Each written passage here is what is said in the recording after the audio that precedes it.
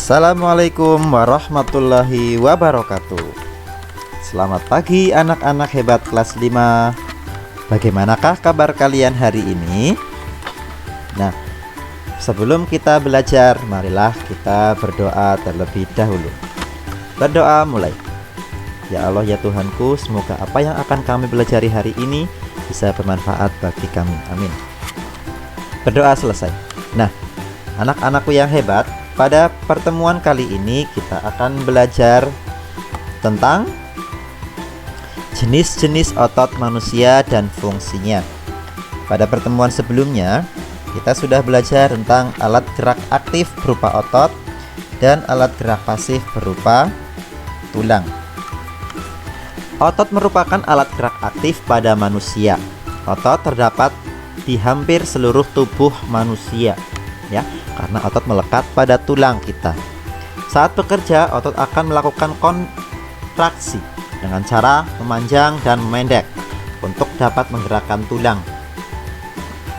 Ada 3 jenis otot, yaitu otot polos, otot jantung, dan otot lurik. Bagaimanakah ketiga otot itu? Nah, ini ya gambar otot polos. Kemudian ada gambar otot lurik, ya, memanjang, lurik seperti garis. Dan ada otot jantung, yaitu letaknya di jantung. Otot polos itu berada di dinding organ internal manusia, seperti pembuluh darah, saluran pencernaan, kandung kemih, dan atau rahim. Kenapa disebut otot polos? Karena tidak memiliki garis-garis melintang atau disebut lurik. Jumlah otot polos adalah 1 dan terletak di bagian tengah dengan warna yang dimiliki polos. Otot polos gerakannya dioperasikan oleh sistem saraf otonom dan tidak berada di bawah kendali sukarela. Ciri-ciri otot polos adalah berbentuk gelendong dengan kedua ujungnya meruncing. Coba kita lihat ya. Ini ya, kedua ujungnya meruncing, lancip. Itu otot polos. Kemudian yang kedua, mempunyai 1 inti sel terletak di tengah sel. Ya, hanya 1 ini ya. Ini inti selnya, ini yang hitam-hitam. Terletak di tengah, hanya 1. Otot bekerja di luar kesadaran, sehingga bekerja lambat, teratur, dan tidak cepat lelah. Kemudian terdapat pada dinding alat-alat tubuh bagian dalam seperti paru-paru, pembuluh darah, lambung, usus, dan induk telur.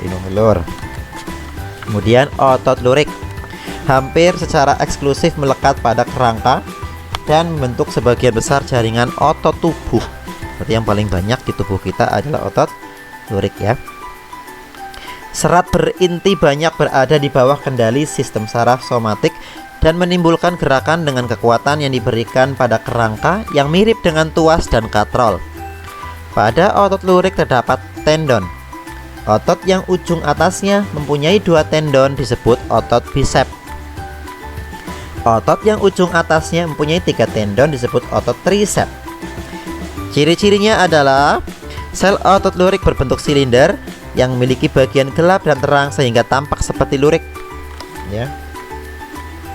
Ini ya, gelap terang sehingga tampak seperti lurik, garis-garis. Memiliki inti banyak, ya, lebih dari 1 intinya ya. Kalau tadi polos hanya 1, ini tengah, kalau lurik banyak.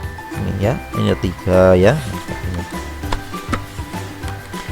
Otot bekerja atas kesadaran perintah otak dan dapat mengalami kelelahan.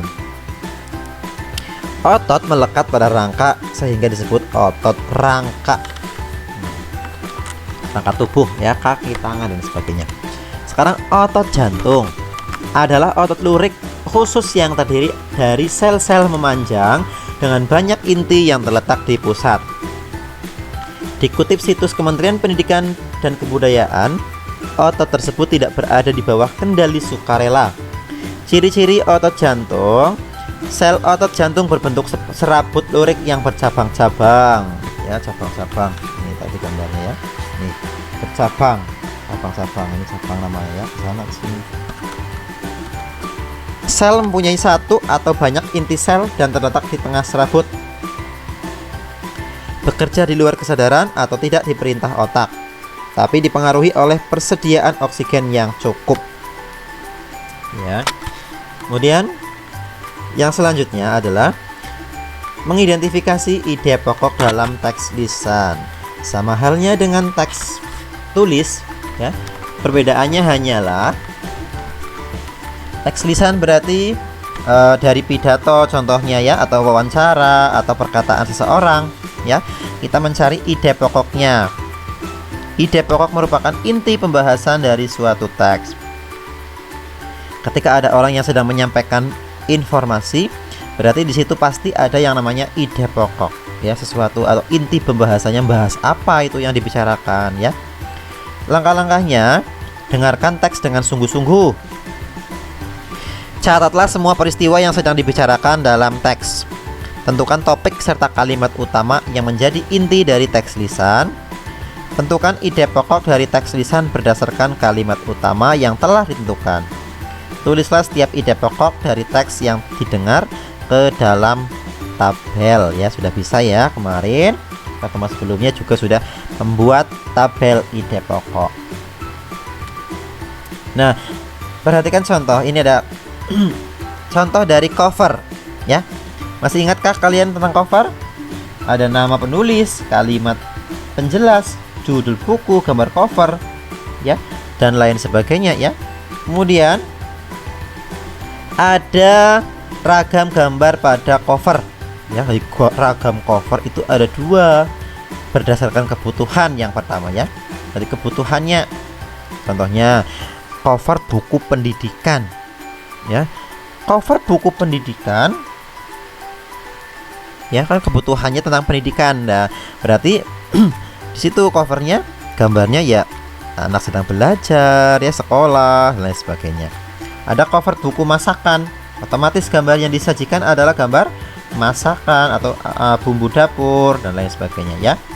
Kemudian cover buku cerita, nah itu cerita rakyat Nusantara, anak sedang bermain, ya.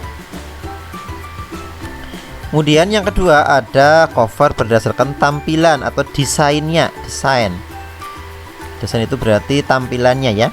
Cover berwarna hitam putih dan jenis huruf sederhana, gitu, ya. Ada juga yang penuh dengan warna dan gambar, ya. Jadi sesuaikan dengan selera tampilan desainnya, ya. Kalau tadi adalah kebutuhan, misalnya masakan, pendidikan, cerita rakyat, ya.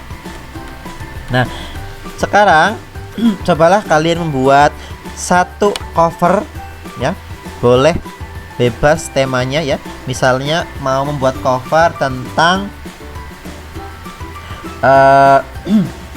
hobi atau kegemaran. Nah, nanti boleh di situ gambarnya tentang apa, misalnya ada gambar anak sedang bermain bola atau membaca buku, ya.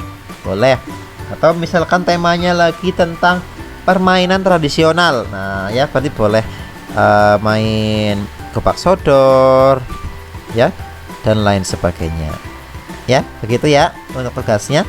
Sampai di sini dulu pembelajaran kita pada hari ini. Pak Guru akhiri, wassalamualaikum warahmatullahi wabarakatuh.